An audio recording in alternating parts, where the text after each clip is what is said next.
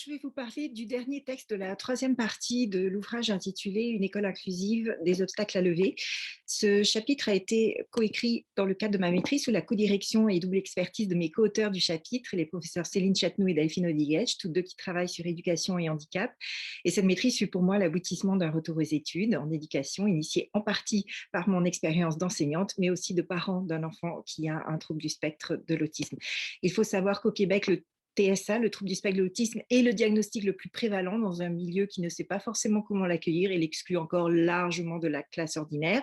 Et face à cette réalité, de nombreux parents développent une activité d'advocacy, c'est-à-dire qu'ils agissent de manière informelle ou formelle, individuelle ou collective au nom de leur enfant.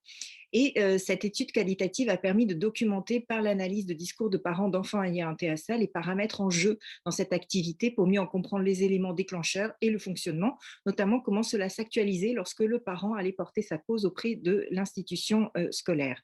Notre étude a porté sur un participant unique, une participante unique, et cela a aussi permis d'identifier les périodes phares dans la trajectoire de cette maman. Les processus de l'activité d'advocacy ont été identifiés à travers 4 événements phares pour lesquels nous avons plus précisément analysé le discours tenu par la participante. Et pour des raisons liées aux impératifs de publication, nous avons présenté dans le chapitre uniquement l'épisode de l'intimidation.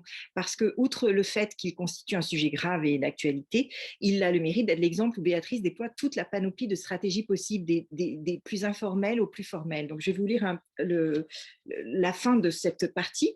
L'aspect le plus frappant dans cet épisode est sans doute sa temporalité et l'effet amplificateur du temps sur l'ensemble des paramètres.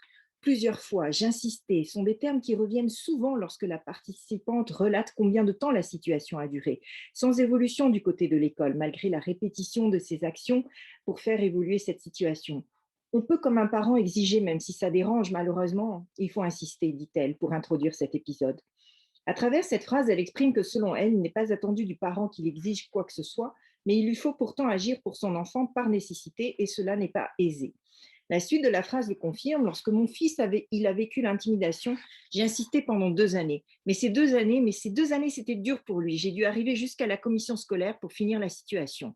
N'étant pas écoutée, Béatrice doit alors empoigner un porte-voix pour se faire entendre. La responsable des plaintes de la commission scolaire, soutien extérieur et paramètres supplémentaires d'actualisation qui vient orienter son activité en lui donnant davantage de pouvoir.